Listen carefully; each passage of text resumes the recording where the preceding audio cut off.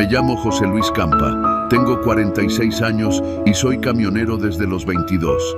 He trabajado para fleteras de todos colores y sabores, desde las que te dan café y seguro social hasta las que te pagan con vales y amenazas. En este oficio, uno aprende a leer el mundo por la textura del asfalto y el ritmo del motor. A veces confías en el radio más que en tu propio teléfono. Pero hay una regla no escrita en este gremio. Nunca entregues sin confirmar quién te contrató de verdad. Yo rompí esa regla y me costó más que el sueldo. Fue a mediados de septiembre, cuando los aguaceros empiezan a borrar los caminos del sur. Me encontraba en el patio de carga de una empresa chica en Puebla, esperando desde las 6 de la mañana a que saliera un viaje. Me había quedado sin ruta desde hacía 5 días y ya estaba corto de efectivo. Había empeñado el estéreo de la cabina y andaba comiendo de los totopos rancios que me regalaban en una bodega cercana. Fue entonces que me marcó un tal César. ¿Tú eres Campa, el que tiene el rabón Kenworth blanco?, preguntó sin presentarse. Depende, le respondí con desconfianza. Me pasaron tu número. Tengo un cliente que necesita mandar una carga a Cancún. Estufas industriales. Pago completo al llegar. Buenas condiciones. ¿Te interesa? La ruta me pareció rara. Nadie manda electrodomésticos por carretera hasta Cancún sin usar algún operador consolidado, pero el tipo hablaba con seguridad. Me dijo que la carga la tenía un tal licenciado Aguirre, que operaba desde Iztapalapa y que era cuestión de pasar a cargar el mismo día. Me mandó la ubicación por WhatsApp y me pidió fotos de mis papeles y de la unidad. Yo tenía dudas, pero la desesperación pesa más que el juicio. Acepté. Salí rumbo a Iztapalapa, con el tanque a la mitad y el estómago vacío. Llegué a una zona industrial a eso de las 3 de la tarde. El lugar era un parque logístico viejo, con muros grafiteados y vigilancia mínima. En la bodega indicada había 3 hombres descargando un camión. Me recibió un sujeto delgado, con lentes oscuros y camisa blanca. ¿Campa?, preguntó. Soy el licenciado Aguirre. Qué bueno que llegaste. Me mostró la mercancía, cajas de cartón enormes, rotuladas con marcas gringas de cocina industrial. Todo empacado, con etiquetas, códigos de barras, guías y hasta manifiesto. Me entregó los documentos impresos, me pidió que firmara una hoja y me ayudaron a subir todo. Al llegar, llama a este número, me dijo. Es el contacto de la recepción en Cancún. Ellos te van a pagar al descargar. Le tomé foto al manifiesto. Todo parecía legal. No había señales raras. Carga, papeles, destino, contacto. Incluso me sellaron la copia. Fue lo que me convenció, como si un sello tuviera peso moral. Salí rumbo al sureste esa misma tarde. Atravesé Oaxaca por la sierra, llegué a Tuxtla 2 días después y crucé Campeche con una llanta ya casi lisa. Todo el camino pensaba en lo mismo. ¿Por qué alguien pagaría tanto por mandar estufas por carretera hasta Cancún? Pero me convencía con cada kilómetro. Es una entrega, no una investigación. Hice contacto por WhatsApp con el número de recepción. Campa, ¿cierto? Te esperamos el viernes en la bodega de la zona continental. Llega temprano, la descarga es rápida. Pasé por Mérida y llegué la madrugada del viernes. Dormí en el arcén, con el ventilador apagado porque no traía ya ni para el diésel del generador. A las 8 en punto me abrieron la reja. Me recibió un hombre moreno, fuerte, con chaleco naranja y una tablet en la mano. ¿De parte de César o del licenciado Aguirre?, me preguntó, sin rodeos. Del licenciado, le respondí. ¿Y quién te contrató? La pregunta me desconcertó. ¿No era lo mismo? César me ofreció el viaje, pero la carga venía del licenciado Aguirre. El tipo asintió, serio. Bueno, aquí dice que tú fuiste contratado por César, así que el pago va por él. ¿Cómo que por él? El acuerdo fue que el pago lo daban ustedes aquí. Nosotros solo recibimos. ¿No te pagó al cargar? No, me dijeron que aquí era. El hombre resopló. Caminó hasta su camioneta, sacó su celular y me mostró una conversación en pantalla. Eran mensajes entre él y César. Ya va el operador, se llama Campa. Entrega completa. Ya pagaste, ¿no? Sí, está arreglado. Dice que tú solo recibes. Me quedé helado. Me pidió que firmara de recibido. Dijo que no podía hacer más, que si no quería entregar lo entendía, pero que ellos no iban a pagar 2 veces. Habla con César, me sugirió. Lo hice. Le marqué. Me mandó al buzón. Le escribí. Le reclamé. Nada. 1 hora después, su número me bloqueó. Me quedé estacionado ahí, en Cancún, con la caja vacía, sin diésel, sin un peso y sin contacto. Llamé al licenciado Aguirre. ¿Cómo que no te pagaron? César era el intermediario. Yo le vendí la carga a él, no a ti. Pero tú me diste los papeles, me firmaste. Te usaron. No es mi problema. Tú aceptaste el viaje por tu cuenta. Lo demás no me incumbe. Llamé a la empresa transportista. Me dijeron que César había trabajado como contratista externo, sin relación directa con ellos, que ya no le contestaban desde hacía meses. Me fui a una estación de servicio y dormí en la cabina. A la mañana siguiente, vendí el refri viejo que tenía en la caja de herramientas por 600 pesos. Con eso regresé hasta Valladolid, donde una fletera amiga me prestó diésel para volver a Puebla en 3 días, deteniéndome solo a orinar y a pensar en lo que había pasado. Un amigo trailero me explicó lo que ocurrió. Me hicieron una doble intermediación. Un sujeto toma la carga de un cliente real, busca a un operador necesitado, le da documentos válidos, lo manda a entregar y se esfuma con el dinero del cliente, dejando al chofer sin pago y sin respaldo. Es un fraude viejo, pero efectivo. Y legalmente, difícil de perseguir. Me recomendaron que no denunciara, que me olvidara, que siguiera, que así era este negocio. Pero no lo hice. Rastreé el número de César, lo asocié con un perfil de Facebook. Encontré una foto de él, sonriendo en una reunión con varios hombres más. Uno de ellos era Aguirre. Estaban juntos. Todo había sido orquestado. Ya no se trataba del dinero. Era el desprecio, la forma en que me miraron como un bulto con motor. Desde entonces, cambié de número. Solo acepto viajes de empresas grandes. Ya no manejo por contrato directo. No entrego sin anticipo, sin carta aporte validada, sin firma en papel y en app. Me volví un paranoico. Prefiero perder el viaje que perder el respeto, porque la carga se recupera, pero el alma no. A veces me pregunto cuántos más están cayendo en la misma trampa. ¿Cuántos se bajan en la bodega con la esperanza de recibir un sobre y solo reciben silencio? ¿Cuántos siguen creyendo que los sellos y las firmas significan algo cuando, en este país, la tranza es una institución? Y lo que más me duele es que fue otro chofer el que me vendió, otro como yo.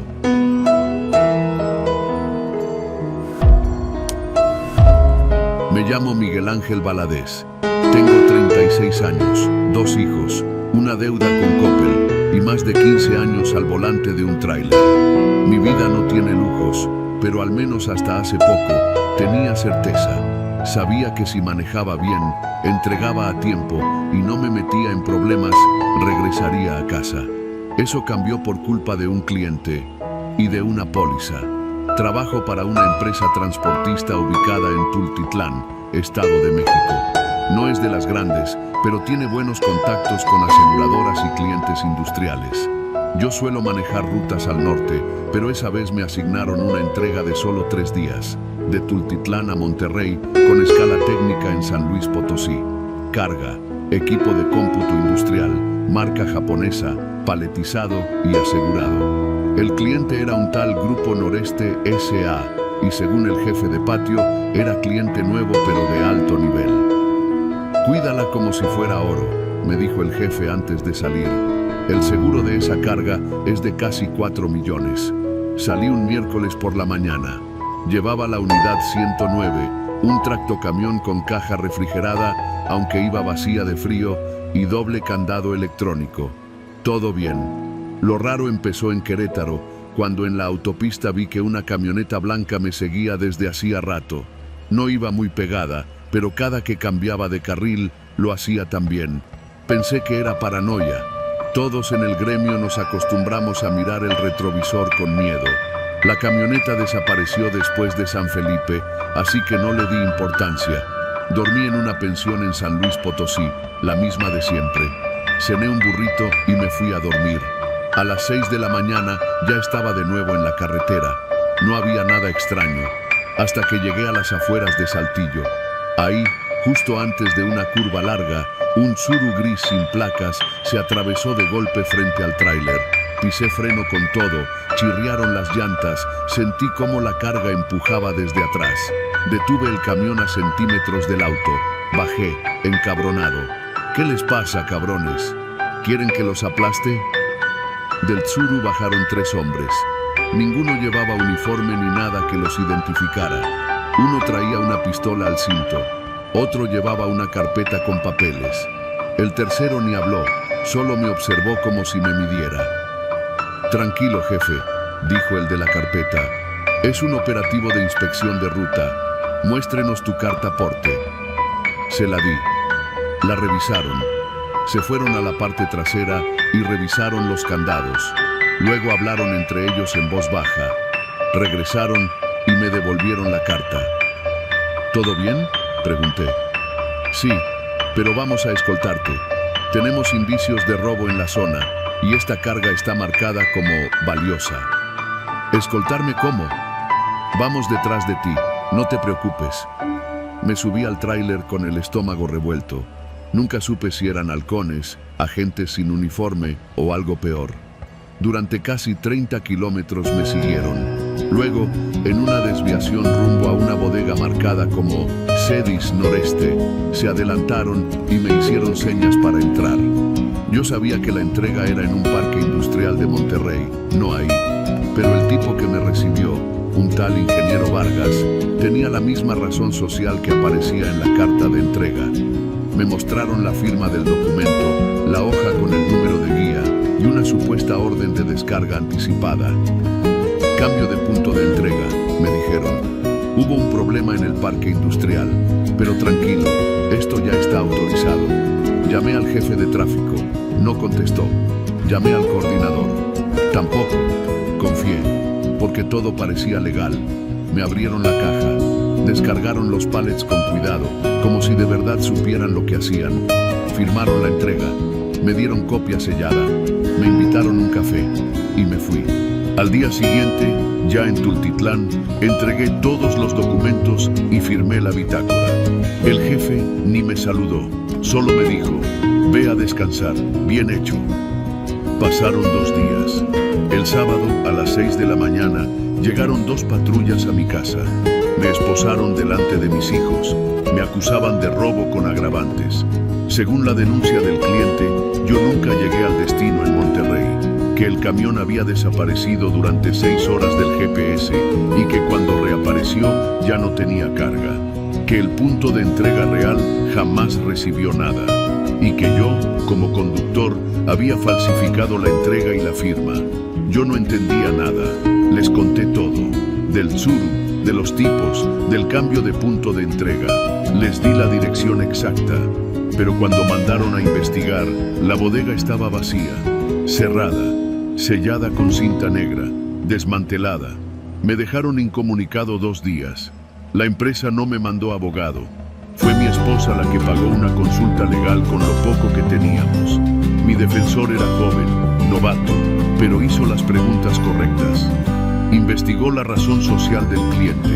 Descubrió que Grupo Noreste S.A. se había dado de alta 3 meses antes, con domicilio fiscal falso, y que la póliza del seguro había sido contratada apenas una semana antes del embarque por una suma altísima. Todo legal, pero sospechoso. El ingeniero Vargas nunca existió. Nadie lo encontraba. Las firmas eran falsas, pero lo peor, la empresa aceptó el cobro del seguro apenas 4 días después del robo. Mi abogado lo dijo claro. Te usaron como parte del fraude. Ellos armaron todo, pero tú vas a pagar el pato si no lo probamos. Estuve preso 6 semanas, tiempo suficiente para perder mi empleo, mi casa de renta y hasta el respeto de algunos vecinos. Al final, con las pruebas del abogado, me liberaron sin cargos. El juez dijo que había indicios de fabricación del delito, pero que no había pruebas suficientes para incriminarme. Nunca supe si atraparon al verdadero autor. La aseguradora también se desentendió. Dijeron que no podían comentar sobre investigaciones en curso. Hoy trabajo en una empresa pequeña, solo reparto local. No cruzo estados, no firmo cartas de clientes nuevos sin llamar 5 veces antes. Y cada vez que alguien me dice que una entrega cambió de punto por logística, me niego. Porque no hay carga más peligrosa que la que no existe. Y no hay cliente más cabrón que el que te usa para robar su propia mercancía y luego cobra por ello.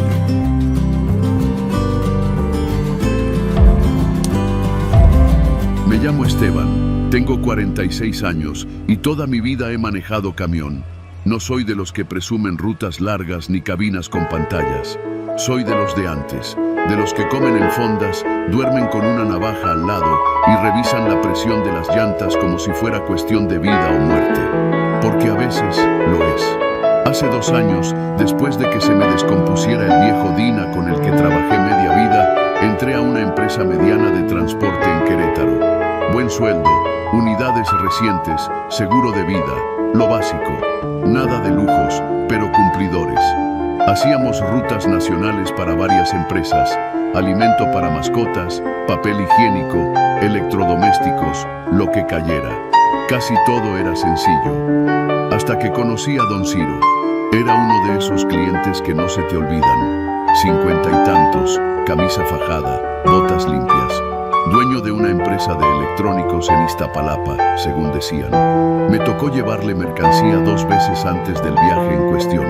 Siempre puntual, siempre amable, siempre con su sonrisa de dientes apretados. Pero desde la primera vez, algo me dio mala espina. No sé si eran sus ojos o su forma de hablar como si uno le debiera algo. No confiaba en él. La tercera vez que me asignaron su ruta fue diferente. En la hoja de servicio decía: carga asegurada, cliente requiere exclusividad, entrega directa. Hasta ahí, todo normal. Pero al llegar a la bodega, noté detalles raros. Primero, no había empleados. Solo él y otro tipo, un moreno alto con chamarra sin logos, que no me miraba nunca directo. Segundo, los paquetes venían ya sellados, cajas grandes con cinta negra, sin etiquetas visibles. Tercero, insistieron en que no me detuviera por ningún motivo. Son componentes delicados, Esteban, me dijo Don Ciro. De Iztapalapa directo a Monterrey.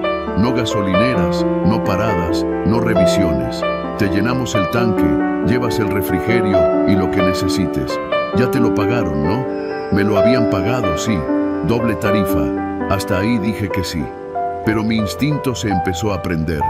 Antes de subir a la cabina, el moreno de la chamarra se me acercó. No abras la caja por ningún motivo, ¿entendido? ¿Y si hay revisión federal? No va a haber. Vas por libre. Si te detienen, enseñas esta hoja. Me dio un papel con el logo de la empresa, firmada, sellada. No sé por qué no me negué ahí. Tal vez fue el dinero. Tal vez fue la costumbre de callarme y manejar. Salí de Iztapalapa a eso de las 10 de la noche. Tomé la México-Pachuca y luego me desvié hacia la México-Tuxpan. Ruta larga, poco tránsito a esa hora. La carga venía bien sujeta, pero pesada. El remolque se sentía diferente, vibraba raro. El volante temblaba de vez en cuando, como si algo adentro se moviera, aunque fuera imposible. No paré en ninguna parte, ni a mear. Tenía la vejiga hecha nudo, pero algo me decía que no debía bajar de ese camión hasta llegar a Monterrey. A las 5 de la mañana, cerca de Ciudad Valles, me llamó Damián, mi supervisor en Querétaro. Esteban, ¿vas solo? Sí, todo bien. Me acaba de marcar un güey de la aseguradora. Dice que hay un problema con el cliente ese, el de los electrónicos. ¿Qué tipo de problema? Dice que hubo una denuncia previa, por fraude, por simular robos para cobrar la póliza. El silencio en la línea se me clavó en el oído. ¿Y qué hago? ¿Dónde estás? A punto de llegar a Valles. No te detengas, pero abre el cargamento. Me dijeron que no lo hiciera. Esteban, si ese cabrón arma otro fraude y tú estás involucrado, te comen vivo. La empresa puede lavarse las manos, pero tú no. Abre una caja. Ve qué estás llevando. Dudé. Colgué. Tomé el primer retorno y entré a un paradero vacío. Revisé que no hubiera nadie y bajé. Apenas abrí la puerta trasera del remolque, el olor me golpeó. Metal, sudor y humedad. Encendí la linterna. Vi cajas apiladas, todas selladas con cinta negra. Abrí una con la navaja. Dentro no había electrónicos. Había pantallas planas, sí, pero todas rotas, todas viejas. Saqué otra caja, más lo mismo. Equipos inservibles, basura electrónica, chatarra. Y entonces noté que en el piso de la caja, pegado con cinta, había un sobre manila. Lo abrí. Dentro, una hoja firmada con el encabezado de una aseguradora reconocida. Era una denuncia, pero no de Don Ciro. Era una solicitud de indemnización por robo de mercancía en tránsito. Fecha: el día siguiente. Hora estimada del robo, entre Ciudad Valles y Linares. Es decir, yo estaba programado para ser asaltado. Sentí un frío recorrerme entero. Me subí al camión y llamé a Damián. Le conté todo. No llegues a Monterrey. Te están esperando para hacer como que te asaltaron. Ya lo hicieron con otro chofer hace 4 meses. Lo tumbaron, le pusieron un disparo en la pierna y lo dejaron tirado. Apenas pudo hablar. ¿Y la policía? Ese es el problema. El tipo no denunció. Tenía miedo. Y ese cabrón de Ciro cobró casi $500,000 de la aseguradora. ¿Qué hago? Te voy a mandar una dirección en San Luis Potosí. Ahí te va a esperar un agente federal. Ya están armando el expediente. Aceleré sin mirar atrás. Ni siquiera cerré bien las puertas. Solo quería salir de ahí. Al llegar a San Luis, me escoltaron hasta una bodega oficial. Me bajé del camión con las piernas temblando. Los federales abrieron todo, tomaron fotos, firmaron papeles. No me detuvieron, pero me pidieron que no hablara, que si me contactaba Don Ciro, no respondiera, que me estaban cuidando. Regresé a Querétaro 2 días después, con un vehículo de la empresa. Al mes, me enteré por Damián que Don Ciro había desaparecido. Su empresa cerró. Nadie lo volvió a ver. El moreno de la chamarra fue hallado muerto cerca de Apodaca, con un disparo en la nuca. Las aseguradoras comenzaron a revisar todas las pólizas anteriores. El fraude había sido masivo. Se hablaba de más de 15 millones. Yo seguí manejando. ¿Qué más podía hacer? Pero desde entonces, nunca acepto cargas selladas sin revisar. Y cuando un cliente me sonríe de más, cuando todo parece demasiado fácil, me bajo del camión y me voy. Porque a veces el verdadero asalto no viene de los ladrones de carretera. A veces te lo organizan desde la misma oficina que te da la mano.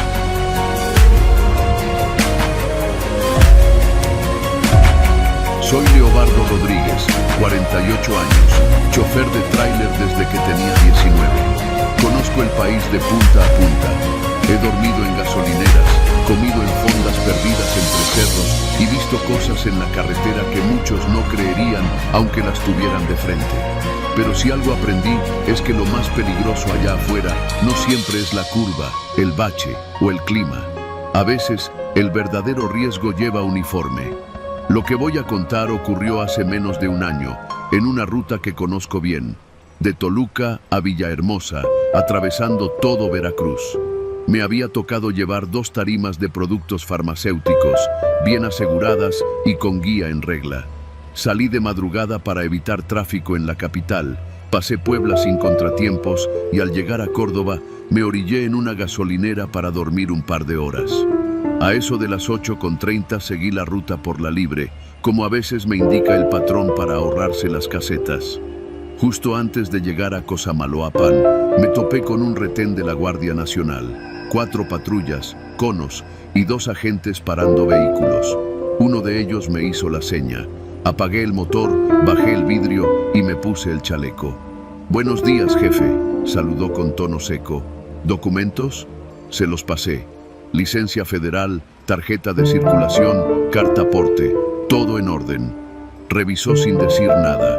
Luego miró el parabrisas y con el dedo me señaló el engomado del seguro. «Este ya caducó, compa». «No, mire», le respondí, señalando la póliza vigente en papel. «El nuevo lo traigo aquí. No me ha llegado el engomado físico». Me lo quitó de la mano, lo dobló y se lo guardó en el chaleco. Luego me miró con esa expresión que uno ya conoce, la del que está a punto de pedir algo. Vamos a hacer una cosa, ¿le parece? Porque esto sí amerita infracción y retención. ¿Retención por un engomado?, pregunté, ya sabiendo por dónde iba. No solo eso, traes luces de posición fundidas y las llantas traseras ya están bajo el mínimo de profundidad.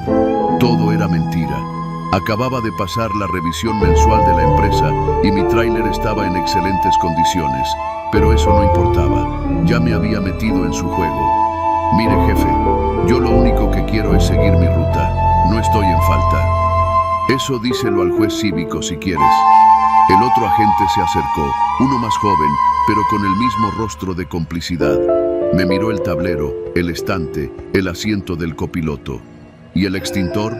Aquí está abajo, caducado. Lo revisaron la semana pasada, respondí, ya con la sangre hirviendo. Está bien, saca tus cosas.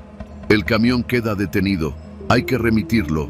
Dijo remitirlo con esa frialdad burocrática que usan para romperte la voluntad. Lo miré directo a los ojos. ¿Cuánto?, se hizo el sorprendido. ¿Perdón? ¿Cuánto para que no lo remitas? Se miraron entre ellos. El más joven se giró y se alejó, fingiendo revisar algo. El otro se acercó más a la ventana. Cooperación voluntaria para agilizar el proceso, ¿me entiendes? ¿De cuánto hablamos? Un 5. 1000 por cada supuesta falta. El engomado, las luces, el extintor y el desgaste de llanta. Son 5.000 pesos. No traía ni la mitad. El viático lo tenía justo y el depósito más cercano estaba a kilómetros. Me puse tenso. No los traigo. Entonces bájate. Déjame hacer una llamada. Al patrón. No, compa. Te bajas ahorita. No hay más. La sensación de impotencia que me invadió en ese momento no se la deseo a nadie. Sabía que si me bajaba, estaba perdido. Podían hacerme lo que quisieran, alegar lo que fuera, robarme, hasta sembrarme algo. Pero no me bajé. Me quedé ahí, aferrado al volante. Y fue entonces cuando el más joven volvió, ahora con una carpeta en la mano. ¿Seguro que no quieres cooperar? No traigo 5. ¿Cuánto traes? 1.500. Suspiraron. Se alejaron unos metros. Hablaron entre ellos. Luego regresó el de más edad. Dámelo. Pero aquí no. Avanza 500 metros. En la curva. Ahí está más tranquilo. Vamos a hacer el papeleo de rutina, ¿ok? Asentí. Prendí el tráiler. Avancé. El corazón me latía como tambor de guerra. Tenía el presentimiento de que no me iban a dejar ir tan fácil. Llegando a la curva, había una brecha de tierra que salía hacia un cañaveral. Ahí me pidieron que metiera el camión. Aquí nadie nos ve, ¿va? Ya no me estaba gustando nada. ¿Y si mejor me regresan los papeles y me voy con la infracción?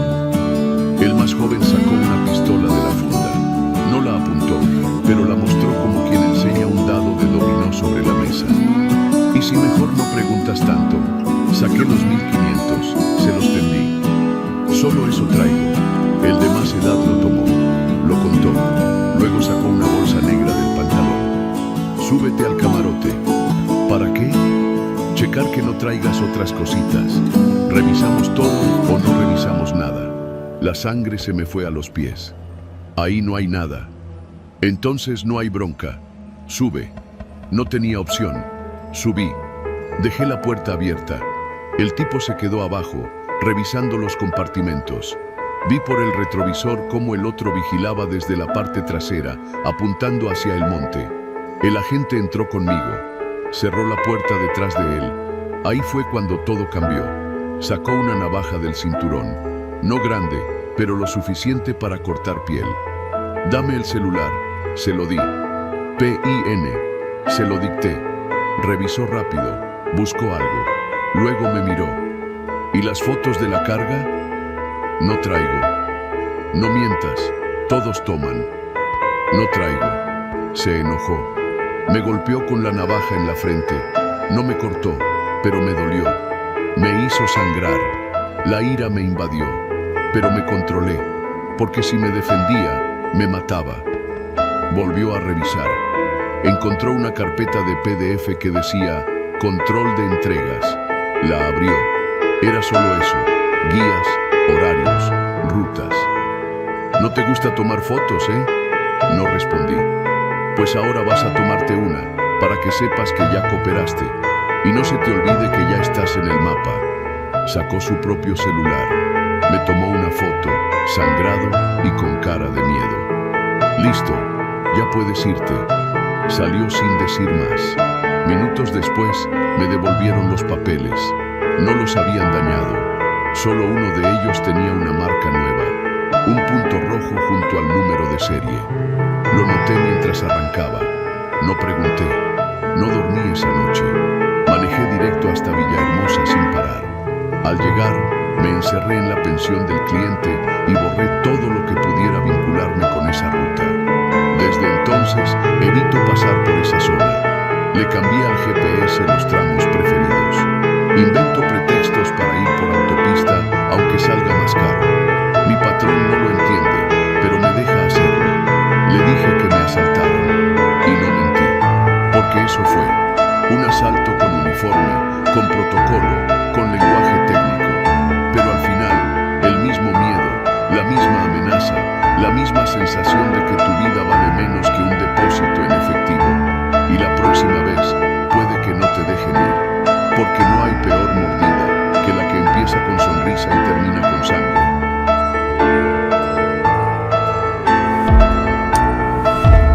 Soy Eloy, 47 años, divorciado, 2 hijos que apenas me hablan, y un trabajo que a estas alturas me ha dejado más cicatrices que satisfacciones. Manejo tráiler. Mi ruta más común es la del centro hacia el sureste. Salgo de San Juan del Río y paso por Puebla, Orizaba, Córdoba, luego bajo a Coatzacoalcos y de ahí hasta Mérida, si es que la carga lo pide. Siempre solo, siempre alerta, porque uno no se puede dormir ni confiar en nadie, ni en los compañeros, ni en la Guardia Nacional, ni mucho menos en los coches particulares que no entienden que un tráiler no frena como si fuera un Vento. Pero lo que viví hace 6 meses no tiene comparación. Era un jueves. Abril. Salí a las 5:30 de la tarde de la bodega de Querétaro con destino a Minatitlán. Cargaba químicos, todos bien registrados, sin riesgos mayores, pero de esos que requieren refrigeración constante.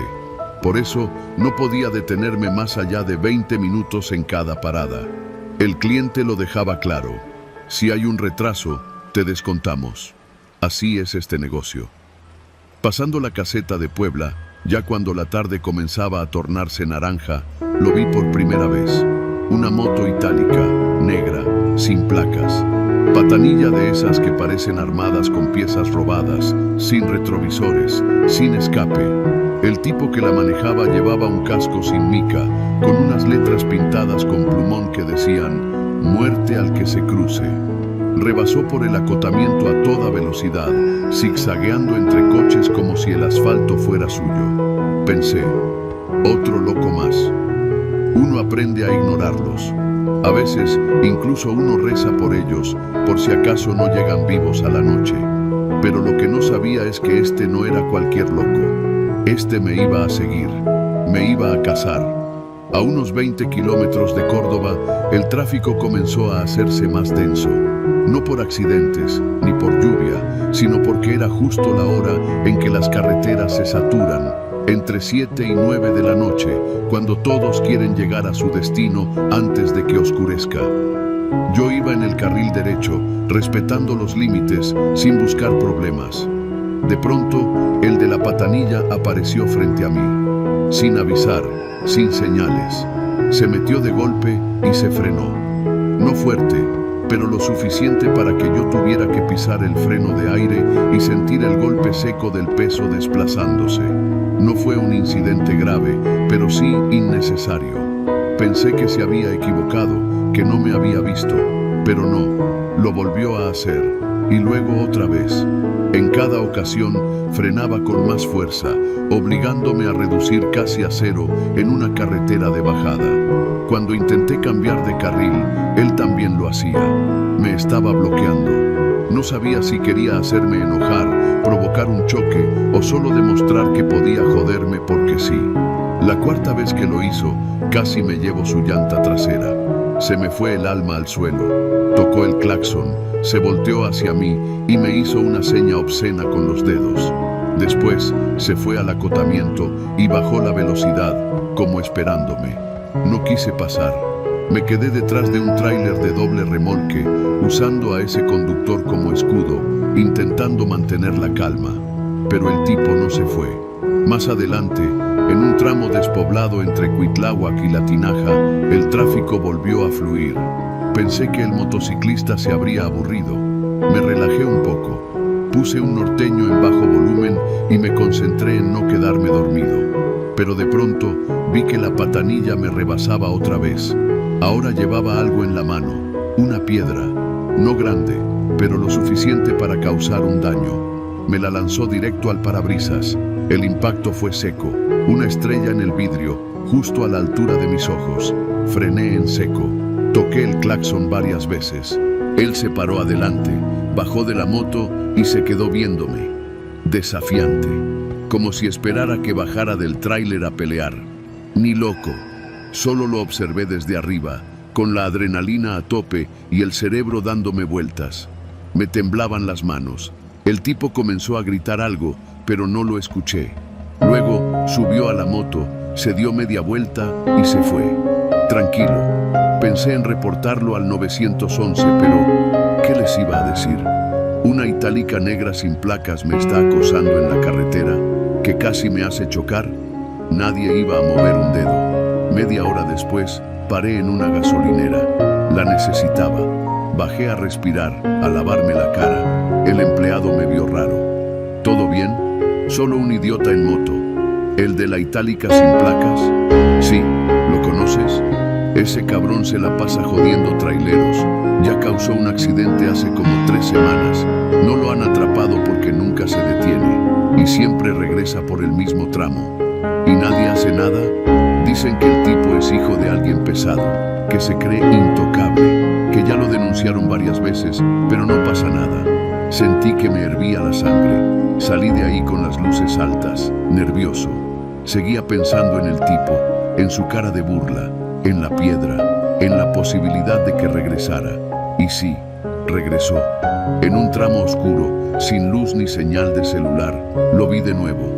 Esta vez no delante, sino por el retrovisor. Venía detrás, con la luz apagada, como si fuera una sombra. Me rebasó por la izquierda y cuando estuvo a mi altura, me lanzó otra piedra. Esta vez no le atinó, pero la intención estaba clara. Entonces cometí un error. Me enojé y aceleré. Comencé a pisar el pedal, acercándome a él. Pensaba en asustarlo, no atropellarlo, solo que entendiera que ya no iba a dejarme. Pero el tipo se metió de golpe delante de mí y frenó, bruscamente.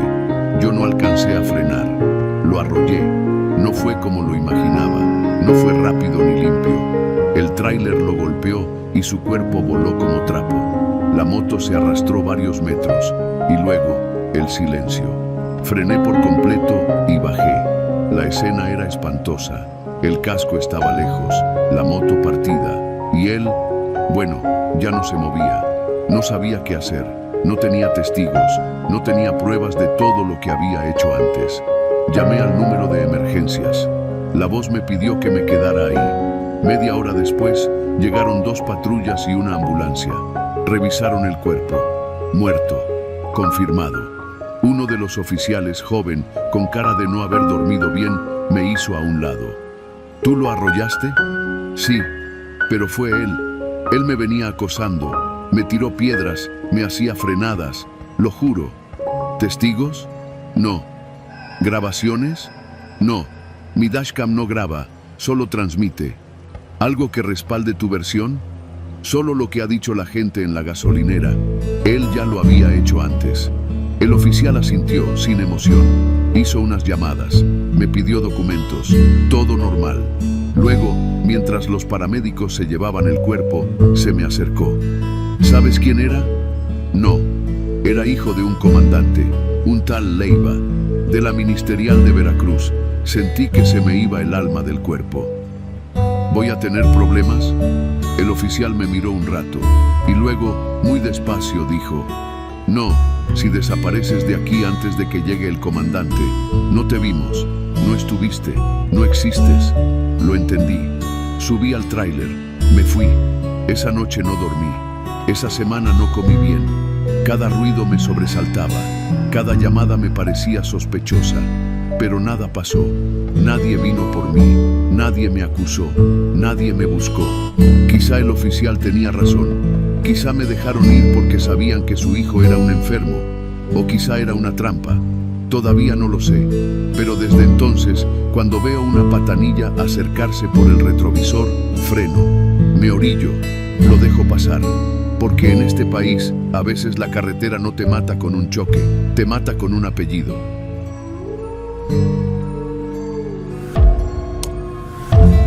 Yo me llamo Efraín Gómez y soy trailero. Tengo 48 años, 3 hernias y una pensión que nunca llega. Manejo desde que tenía 20 y si algo aprendí en estos casi 30 años de camino es que lo peor no siempre está en la carretera. A veces te espera justo donde se supone que deberías sentirte más seguro. En tu propia calle, con tus propios vecinos. Me mudé a esa colonia en San Luis Potosí con mi esposa, Maribel, después de casi 2 décadas rodando. Era una privada sencilla, de casas en serie, todas iguales, con rejas blancas al frente y banquetas apenas pintadas. Yo quería un lugar tranquilo, con espacio para dejar el tráiler los fines de semana, dormir en mi cama, tomar café en el patio y escuchar música de los 80 mientras lavaba el tanque de agua. Al principio todo fue normal, hasta que me acusaron de atropellar a alguien que no existía. El tráiler lo dejaba afuera de la privada, como todos los operadores que vivíamos por ahí. No se podía meter el camión a la calle porque era angosta. Cada quien estacionaba su unidad sobre la lateral del periférico. Ahí nadie decía nada, mientras no bloquearas entradas ni te pasaras de días. Una noche, regresando de una ruta a Mazatlán, llegué cerca de las 11. Estaba agotado. Los ojos me ardían de tanto manejar y las manos olían a diésel seco. Maribel me esperaba con pozole recalentado y un vaso de agua de Jamaica. Me dormí con la panza llena y el alma en paz. A la mañana siguiente tocaron a la puerta. Eran 2 policías municipales, uniforme café, caras amargas. ¿Efraín Gómez?, preguntó uno. El mismo. ¿Podemos pasar a platicar con usted? Los dejé pasar, aunque sentí el estómago hacerse nudo. En este país, la policía no llega a platicar, llega a buscar a quién culpar. El oficial más joven me explicó que había un reporte. Una señora de la misma privada aseguraba que la noche anterior, cerca de las 10, un tráiler blanco con franjas azules había atropellado a su hijo justo en la esquina, que el operador se dio a la fuga, que el niño estaba grave en el hospital. Sentí cómo me bajaba la sangre. Yo llegué casi a las 11, les dije, con la voz tensa. Pregúntele a mi esposa, estaba conmigo. No tengo idea de qué me está hablando. Me miraron con cara de que no creían ni media palabra. La vecina dice que fue usted, que lo vio bajarse del tráiler después del golpe. ¿Qué vecina? La señora Lucrecia Palacios. La reconocí. Vivía como a 3 casas de la mía. Nunca me hablaba. Tenía un hijo, sí, uno flaco, como de unos 12 años. Siempre lo veía jugando con un balón desinflado en la banqueta, pero yo no lo atropellé, ni lo vi, ni lo toqué. ¿Y el niño?, pregunté. Los policías se miraron entre ellos. La señora dice que está en el hospital central, pero no pudimos confirmar el ingreso. ¿Cómo que no pudieron? No aparecen registros, pero ya sabe cómo son las cosas. A veces se equivocan con los nombres. Me dieron una advertencia, que no saliera de la ciudad, que me presentarían una citación formal en los próximos días. Cuando se fueron, Maribel me miró como si yo fuera otro. ¿Segura que no te dormiste al volante? Maribel, por Dios, ¿tú también? Ella se quedó callada. No me creyó, o dudó, y eso fue lo que más me dolió. Los días siguientes fueron extraños. La gente del vecindario empezó a evitarme. Ya no saludaban. Los niños cruzaban la calle cuando pasaba. Un vecino me gritó, asesino, desde la ventana. Hasta el señor del Oxxo dejó de decirme buenas. Yo no tenía cómo demostrar mi inocencia más que con la palabra de Maribel, y ni siquiera eso era seguro. No tenía cámaras en la privada, no había testigos, y la señora Lucrecia seguía diciendo que ella me vio, que fui yo. Una tarde me armé de valor y fui a tocarle la puerta. Señora Lucrecia, vengo a hablar con usted. Yo no atropellé a su hijo. Me miró con unos ojos secos, furiosos. ¿Por qué lo niega? Yo lo vi. Usted venía manejando. Usted le pasó encima. ¿Y su hijo? ¿Dónde está? ¿Por qué nadie más lo ha visto? ¿Por qué no hay registro en el hospital? Ella se quedó callada. ¿Dónde está su hijo, señora? Entonces me gritó, con una voz aguda, casi histérica. «Lo mataste, está muerto por tu culpa». Y me cerró la puerta en la cara. Salí temblando. Esa noche no pude dormir. Sentía que algo muy raro pasaba. No que yo fuera culpable, sino que todo lo que estaba ocurriendo tenía una lógica torcida, como si me hubieran tendido una trampa. Al día siguiente recibí una citación formal. Me presenté en la fiscalía. Me tomaron declaración. Revisaron mis bitácoras, mis recibos de casetas, mis comprobantes de carga. Todo concordaba con que llegué después de las 10:30. Técnicamente no podía haber atropellado a nadie a las 10, pero no era suficiente. No había cuerpo, no había niño hospitalizado, pero la acusación seguía. Y lo más raro, cuando la fiscalía quiso ir a entrevistar a la señora Lucrecia, ya no estaba. La casa vacía, sin muebles, sin gente, cerrada con candado, desaparecida. Volví a casa confundido. Maribel me esperaba con los ojos rojos. ¿Qué pasa ahora? Hoy vino la señora del 6, me dijo. Dijo que tú sabes lo que hiciste, que deje de protegerte, que no estoy a salvo contigo. ¿Quién? Doña Marta, la que tiene el tendedero rojo. Fui a su casa esa misma tarde. Le toqué. ¿Qué es lo que usted cree que yo hice, señora? Ella no me miró, solo dijo, usted sabe bien, mejor váyase de aquí. Esa casa ya no le pertenece, no después de lo que hizo. Me sentí como en un mal sueño. ¿Una broma? ¿Una venganza? ¿Una confusión colectiva? Pero no, era algo más. Esa noche no aguanté más. Fui a revisar mi propio tráiler. Necesitaba comprobar que no había rastros. Nada. Abrí el camarote. Nada. Foco limpio. Revisé la parrilla. Limpia. Pero cuando levanté el cofre, encontré un zapato. Un solo zapato de niño. Pequeño. Roto. Lleno de tierra. Casi vomito. Lo tiré de inmediato. Me lavé las manos como un maniático. Me senté en el asiento del conductor y lloré. Grité. Golpeé el volante. ¿Y si sí fui yo? ¿Y si venía tan dormido que no me di cuenta? Pero no podía ser. Yo me habría dado cuenta. El impacto, el retroceso, los frenos. Me levanté y caminé de nuevo a la privada. Y entonces lo vi, al niño, jugando con su balón en la esquina, como siempre, como antes. Me acerqué con el alma rota. Oye, hijo, ¿cómo te llamas? Me miró. No respondió. Solo pateó el balón y corrió hacia la casa de Lucrecia, que seguía vacía. Me acerqué. Toqué. Nada. Vi por la ventana. Casa vacía. Polvo. Un solo foco colgando. Y al fondo, el niño, sentado en el suelo, mirándome, sin parpadear. Me fui. No dormí esa noche, ni la siguiente. Y al tercer día, nos fuimos. Maribel y yo vendimos la casa. Nos fuimos a vivir a otra ciudad. Me regresé al camino. Volví a manejar. Volví a las rutas, a las madrugadas, a los cafés de termo y las canciones tristes de carretera.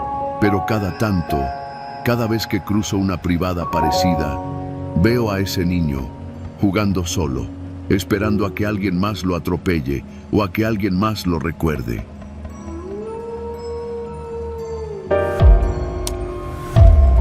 Mi nombre es Julián Méndez y manejo tráiler desde hace más de 12 años.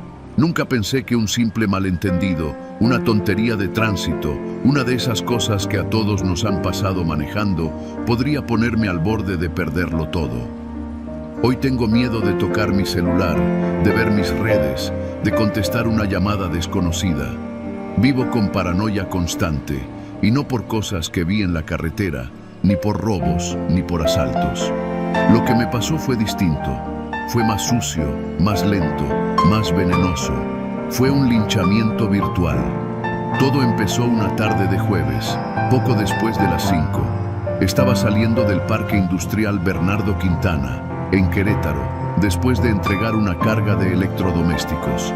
Me dirigía hacia San Juan del Río por la Libre. Iba tranquilo, sin prisa, sin pendientes. Había mucha gente en la calle, ya sabes, hora pico.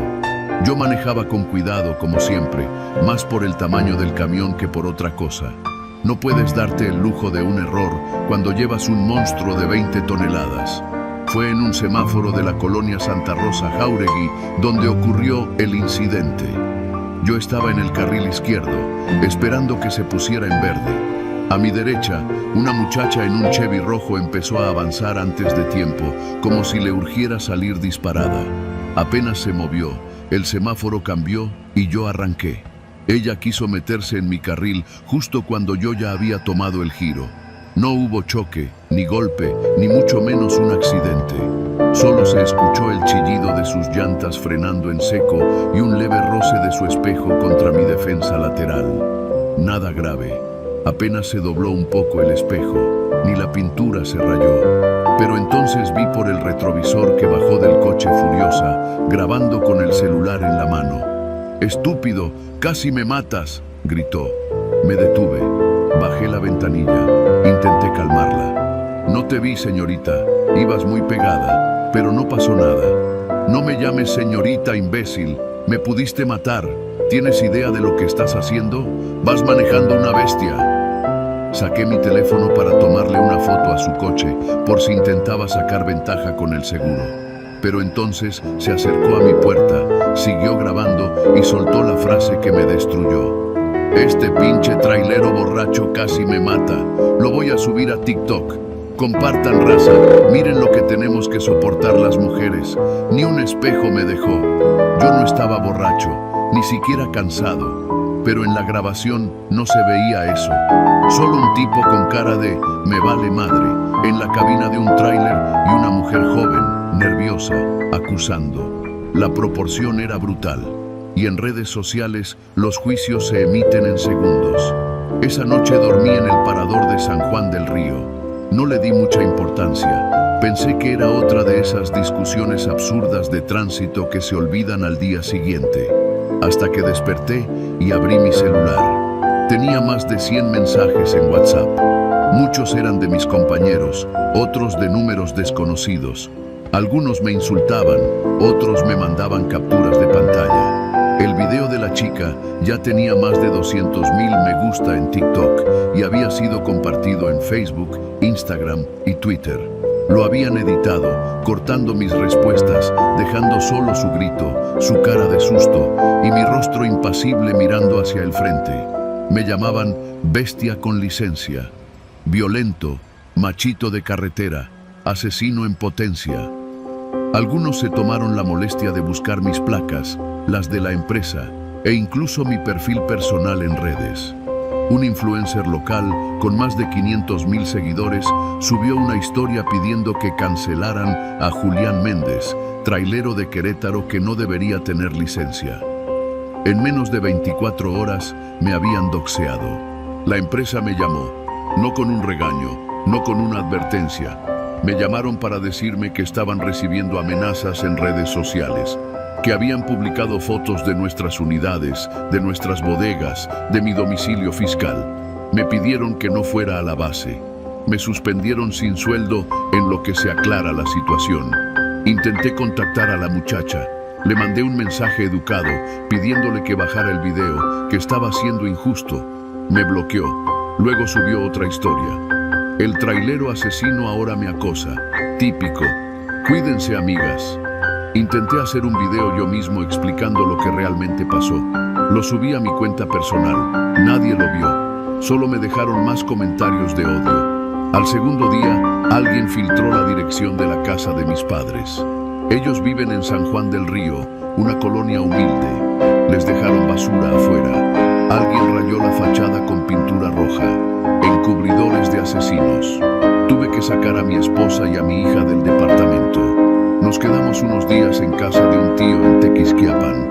Me sentía como un prófugo. Todo por una exageración, por un maldito video editado y una narrativa conveniente.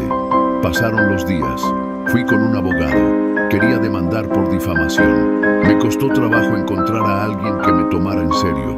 Uno de ellos me dijo: la neta, joven, aunque tengamos razón, ya perdió usted en redes, y eso vale más que cualquier juicio.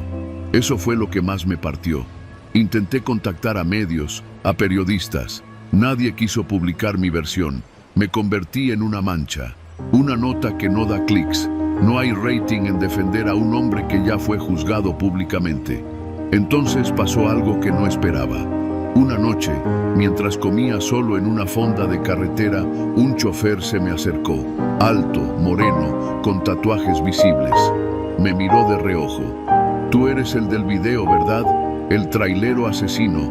Me levanté de golpe, listo para lo que fuera, pero él me extendió la mano. A mí me pasó algo parecido el año pasado. Una señora que me acusó de acosarla por bajarme a orinar. Me grabó sin contexto. Me mandaron a recursos humanos. Perdí la ruta. Me salvó que alguien más grabó desde otro ángulo. Si no, me chingan. Nos sentamos, hablamos. Me contó su historia. Me dijo que cada vez pasa más, que a los operadores nos ven como villanos, que la narrativa vende, que si no tienes tu propia evidencia, te entierran. Desde esa noche no ando sin cámara. Instalé una en la cabina, otra en la parte frontal y una más apuntando hacia el retrovisor. Todo lo que hago, cada giro, cada frenón, cada palabra, queda grabada. No sé si eso me salvará la próxima vez, pero es lo único que puedo hacer. Pasaron 3 meses antes de que me ofrecieran otra chamba, con menos sueldo, con rutas más largas. Nadie quería contratar a el trailero del TikTok. A veces aún me llegan mensajes, comentarios. ¿Eres el asesino del Chevy rojo? Me preguntan en la caseta. A veces alguien me reconoce y me toma una foto sin permiso. No he vuelto a vivir tranquilo. Me quitaron eso. Todo por un pequeño roce, un movimiento de llanta, una exageración viral. Pero estoy vivo y sigo manejando, porque esta es mi vida. Aunque ahora, cada vez que alguien se me empareja, cada que veo un celular asomado por una ventana, siento algo parecido al miedo. No por lo que pueda hacerles yo, sino por lo que ellos puedan hacerme a mí.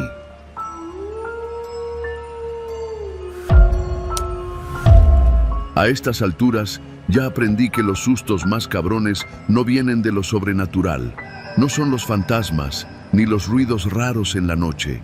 Son los rostros humanos que aparecen en la carretera con sonrisa cínica, mano extendida y la certeza de que nadie va a ayudarte. Me llamo Pedro, tengo 44 años y llevo más de la mitad de mi vida manejando camiones de carga. Empecé como ayudante cuando era un chavillo de 17. Desde entonces, he recorrido de punta a punta las carreteras de este país, y si algo sé con certeza es que, en México, el camino te cobra lo suyo. La peor historia que me tocó no fue en una autopista rápida ni en un tramo peligroso por baches o narcos. Fue en una carretera secundaria que va de Juchitán a San Pedro Tapanatepec, allá en el istmo de Tehuantepec, Oaxaca. Una de esas rutas donde el calor te muerde la nuca y los pueblos se confunden entre polvo, topes y gallinas sueltas. Era mayo y llevaba cemento en bolsa para una obra municipal. No era carga valiosa, pero sí pesada. Me habían mandado solo porque el ayudante se había reportado enfermo. La empresa, como siempre, sin querer retrasos. Salí de Juchitán poco antes del mediodía. 40 grados a la sombra. El tráiler vibraba con cada curva y yo sudaba como si estuviera en una vaporera. Pensaba hacer solo una parada en Sanatepec para comer algo ligero y luego seguir hasta la obra. Según el mapa, el recorrido era de unas 2 horas, pero todos los que manejamos por esa zona sabemos que en Oaxaca el reloj y el kilometraje no tienen palabra. Pasando una curva cerrada, vi el retén.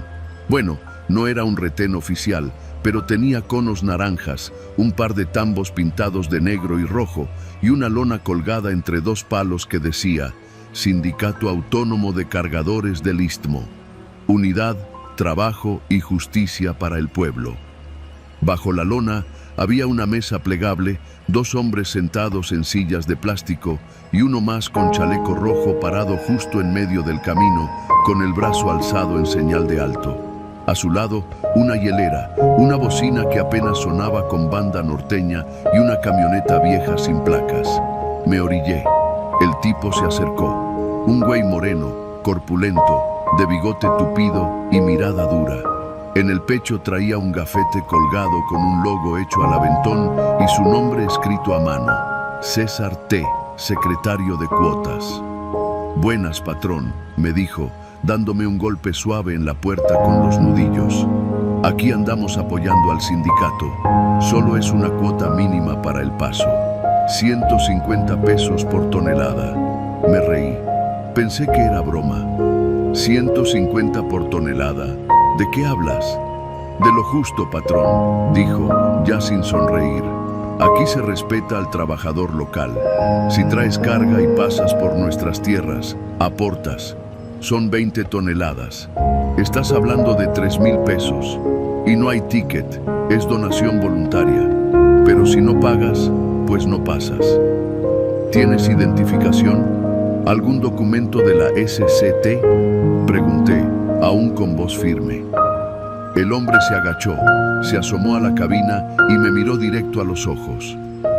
¿Vas a cooperar o vas a querer que esto se ponga pesado? Detrás de él, los otros dos se pusieron de pie. Entonces supe que esto no era un sindicato, o si lo era, era uno de esos fantasmas que sirven para exprimir operadores como si fuéramos piñata. No había nada oficial, solo 3 tipos armados con palabras y seguramente algo más bajo el asiento de esa camioneta. Me tembló una mano, pero la escondí del volante. Saqué mi cartera con cuidado. No traigo tanto, carnal. 1,500 y una tarjeta de Oxxo. Se rió.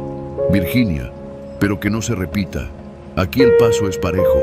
No importa si vienes de una cementera o de la coca. Le extendí los billetes. Me los arrebató sin mirar y regresó a la mesa.